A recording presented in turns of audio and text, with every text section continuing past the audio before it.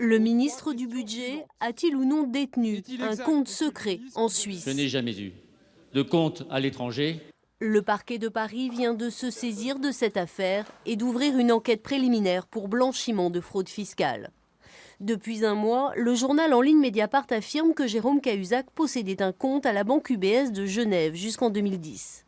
Pièce maîtresse des accusations du journal, l'enregistrement d'une conversation téléphonique datant de la fin de l'année 2000.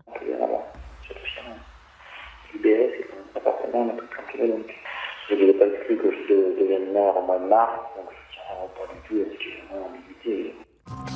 Selon Mediapart, il s'agirait de la voix de Jérôme Cahuzac.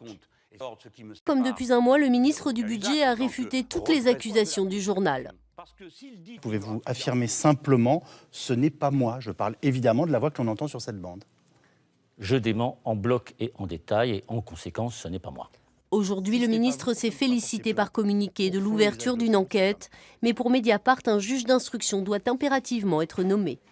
Nous avons deux conditions, une condition de principe de séparation des pouvoirs et une condition technique d'efficacité d'enquête pour qu'un juge d'instruction qui est indépendant soit désigné dans cette affaire plutôt qu'un procureur de la République qui est soumis au pouvoir exécutif auquel appartient Jérôme Cahuzac qui est visé par la même enquête.